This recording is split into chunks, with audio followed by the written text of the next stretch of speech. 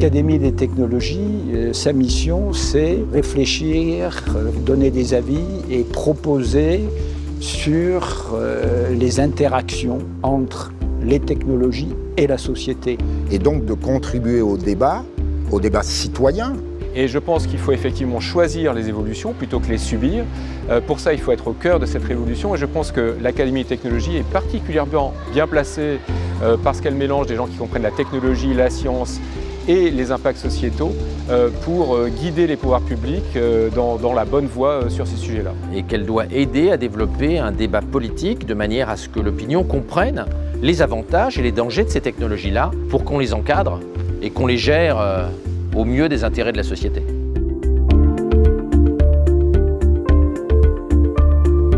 La technologie ne peut pas être seule. La technologie est une partie de la solution, mais certainement pas toute la solution. La sécurité alimentaire, c'est à la fois le fait d'avoir assez à manger, donc au niveau du monde, comment est-ce qu'on nourrit l'humanité, et aussi sécurité alimentaire au sens sanitaire, c'est-à-dire au sens qualitatif, au sens de la microbiologie, au sens des résidus dans les aliments. Donc la technologie intervient à la fois au moment de la production et au moment de la conservation et au moment de la transformation et pour le suivi de la qualité, c'est-à-dire l'analyse des micro-organismes pour vérifier qu'ils ne se sont pas développés de manière indésirable. Il y a beaucoup de liens entre la sécurité alimentaire et le climat, comment s'adapter au changement climatique et comment est-ce que l'agriculture peut contribuer positivement à atténuer le changement climatique, importer, ajouter au savoir-faire biologique, le savoir-faire des technologies de l'observation ou des technologies de l'analyse va nous permettre d'être plus agroécologiques, donc de produire de manière plus durable pour la société de demain. Parce qu'aujourd'hui dans le monde, il y a de quoi nourrir toute l'humanité. Mais 800 millions de personnes ont faim. Ce sont les inégalités qui sont la cause de la faim dans le monde et non pas le fait qu'on ne produit pas assez. D'où l'importance de penser le progrès de manière partagée, c'est-à-dire de mettre de l'éthique dans l'utilisation des technologies. Le défi de l'énergie au XXIe siècle, c'est celui de la satisfaction d'une demande qui est croissante. Mais également, c'est un défi de l'impact de la production énergétique au regard du changement climatique. Il faut raisonner en tenant compte des effets de production de gaz à effet de serre, en priorité à ce qu'on a précédemment considéré de l'efficacité énergétique. Il faut avoir une diversité de sources et une capacité à assurer et à maîtriser la flexibilité. Et dans cette flexibilité, il faut qu'il y ait un mélange d'énergie intermittente, que les énergies intermittentes, c'est à base de solaire ou c'est à base d'éolien, et d'énergie stable.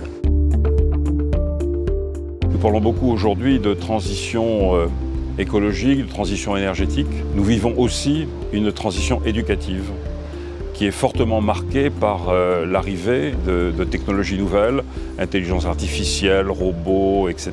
Et il faut penser ces évolutions en mettant l'homme, l'apprenant, qu'il soit jeune, qu'il soit actif, au cœur des réflexions. Pour être compétitif face à l'intelligence artificielle, il faut être capable de faire des choses que l'intelligence artificielle ne peut pas faire. Il faut donc être transversal, associer plusieurs domaines, bien maîtriser les humanités, savoir travailler en groupe. C'est à la fois un changement dans les connaissances à acquérir et dans les compétences à développer, mais aussi un changement dans les façons de les acquérir et de les développer. Donc c'est important de penser globalement et de ne pas se focaliser uniquement sur l'outil. L'outil ne fait pas tout, c'est-à-dire que les pédagogies nouvelles qui laissent une grande place au numérique n'évacuent pas l'homme, n'évacue pas le formateur, n'évacue pas l'enseignant. L'enseignement est là justement pour préparer un citoyen qui sera capable de s'insérer à la fois professionnellement et dans la société. Alors comment on peut imaginer à l'heure actuelle un citoyen qui ne connaîtrait rien aux technologies? Ça veut dire simplement qu'il ne saurait pas du tout de quoi est composé son environnement. Mais c'est vrai que pour l'instant, la représentation dans la tête des familles sur la technologie, eh bien, c'est cette image du bac technologique, de cette filière technologique qui est quand même quelque chose, on va dire, de moins bien classé, de moins bien coté que la série générale. Et ça, il faut absolument qu'on le fasse évoluer. Réhabiliter le profond respect qu'on peut avoir, qu'on doit avoir par rapport à la technique, qui est elle aussi productrice de connaissances, et voir peut-être en quoi, finalement, un roboticien, c'est un nouvel artisan. Ensuite, la nature de la complémentarité entre l'homme et le robot, donc qui se pose au niveau du travail, bon, ça pose le problème de la réorganisation de tous les systèmes de production. Ça pose le problème de qu'est-ce qu'est le travail. Ça pose le problème de la disparition des savoir-faire. Mais là aussi, bien sûr, il va y avoir des postes qui ne vont plus exister. Ils vont être entièrement automatisés. Mais l'histoire des techniques montre que ça a toujours été le cas.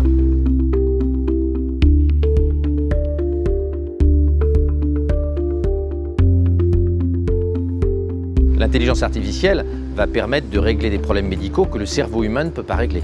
Par exemple, l'analyse de l'ADN d'une tumeur, qui maintenant est nécessaire pour bien choisir une chimiothérapie, cela représente 20 000 milliards d'informations. Aucun médecin ne peut traiter 20 000 milliards d'informations. Bien sûr, ça pose la question de la reconversion, de la réorientation des médecins. Les médecins ne vont pas disparaître, mais demain, ils vont faire autre chose que ce qu'ils font aujourd'hui.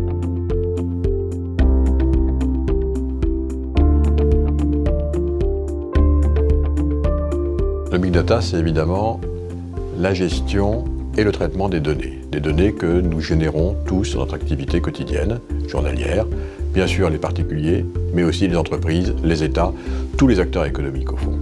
La France, le gouvernement français se doit d'accompagner ce mouvement du big data et de l'intelligence artificielle, car il est au cœur de la révolution numérique que nous sommes en train de vivre, en permettant d'investir de grandes quantités d'argent en France sur des projets de plateforme, et d'autre part, en étant également un garde-fou contre les dérives potentielles de l'utilisation des données de chacun à des fins qui ne seraient pas bénéfiques au bien commun.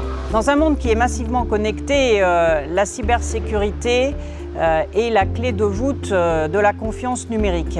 Et il s'agit désormais de protéger la donnée sous toutes ses formes, dans tous ses états. Parce que derrière ces données, il y a évidemment d'abord la vie personnelle, et puis il y a aussi évidemment des actes de malveillance, qui soient ceux d'individus, peut-être même d'États. Et là, il faut évidemment se protéger toujours et toujours et toujours plus.